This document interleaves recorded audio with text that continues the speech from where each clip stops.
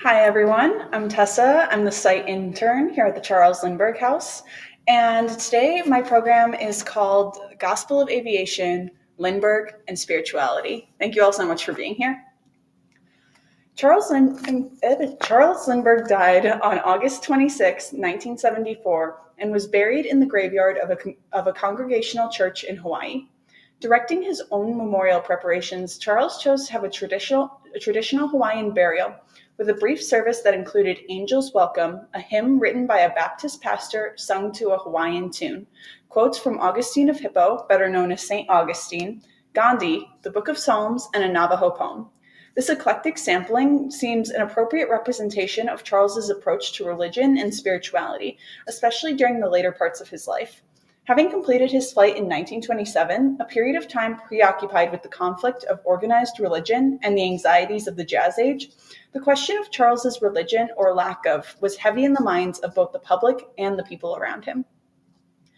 Evangeline Lodgeland Lindbergh, Charles's mother, grew up attending her grandfather's restorationist sermons in Detroit, but leaned towards her father's more open-minded, inquisitive stances, attending the University of Michigan, where her own mother had been barred from most forms of education. Charles August Lindbergh, or C.A., Charles's father, attended Sunday school growing up and worshipped at a local Episcopal church, but seemed to go no further than what was expected. Married, the Lindberghs chose to attend First Congregational Church in Little Falls, where most of their friends and social connections in town would be. This visible public audience was also meant to further CA's political ambitions, reinforcing his image as a God-fearing, family-oriented man, even as his marriage deteriorated. Charles, generally opposed to being inside and still, remembered disliking the services of his childhood. His skepticism and curiosity seem to have been sparked in equal measures during these early encounters, coming to follow his parents' examples of intellectual curiosity. It is also during this foundational period that Charles seemed to first coincide nature and the divine. In his letter, Boyhood on the Mississippi, Charles remembers the time he spent outdoors with his father here on the Minnesota property, and wrote, quote, "God had been manifest to me through nature, never through a church."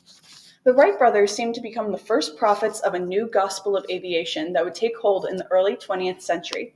Rhetoric around their accomplishment invariably turned towards religion, with onlookers stating they felt as though they had been witness to a gift of God.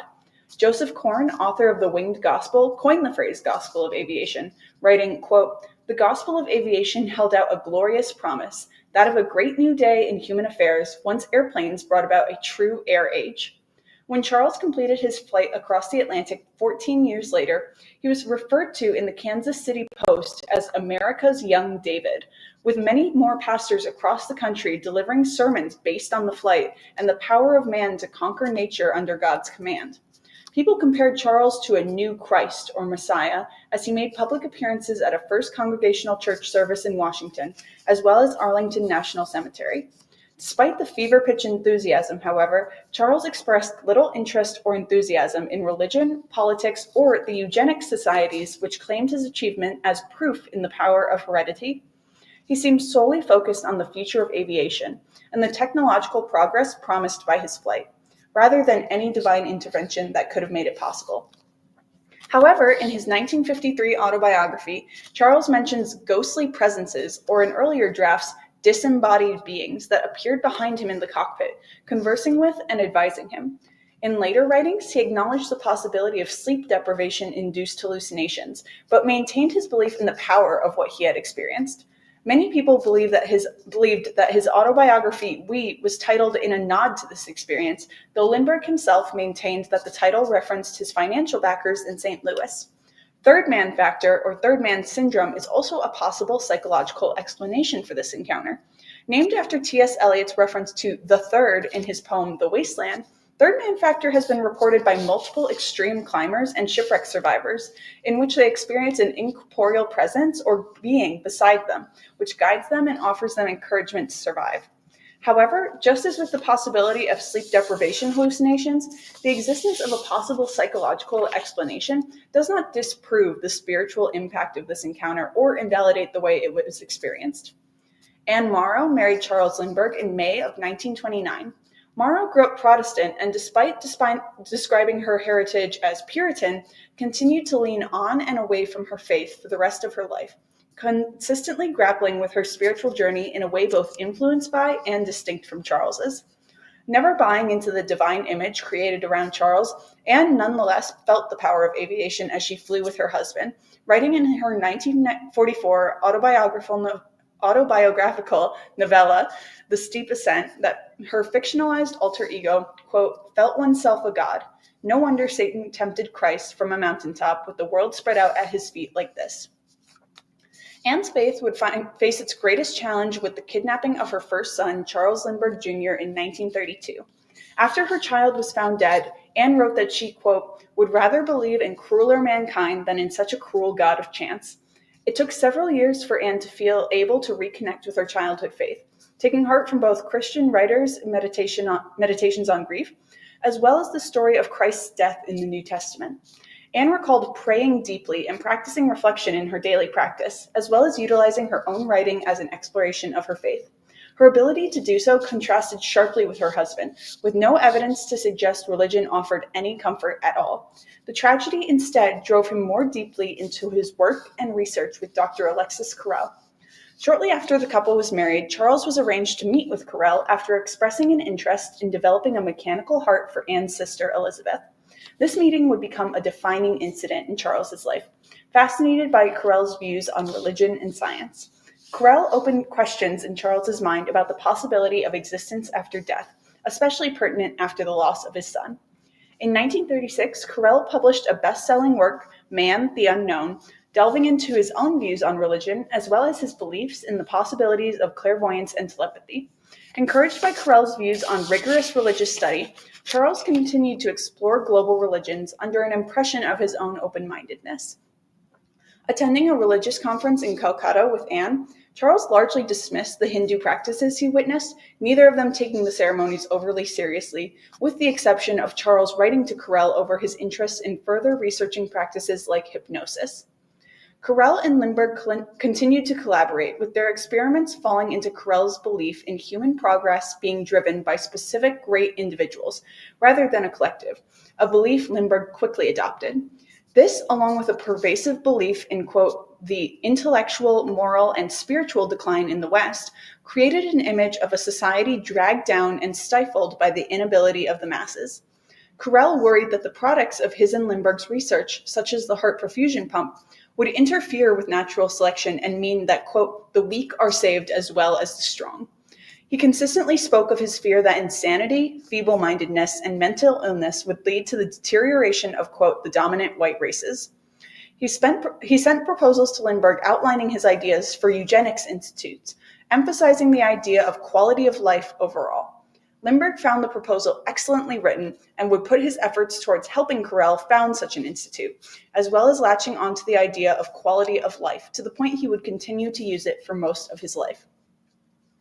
The Lindberghs continued to move on the peripheries in religious circles, refusing several offers from Charles's friend Jim Newton to attend meetings of the Oxford Group, a Christian organization founded by Minister Frank Buckman in 1921, which would later be renamed the Moral Rearmament in 1938. Anne was fascinated by Buddhism and found further Buddhist meaning in listening to Beethoven's Ninth Symphony. Anne was firmly resolved to include Bible teachings in her son John's life, despite Charles's disconnection from it. Lindbergh furthered his beliefs in a quality of life over a false equality, a manifestation of white supremacy. He viewed racial integration and equality as detrimental to society's progress.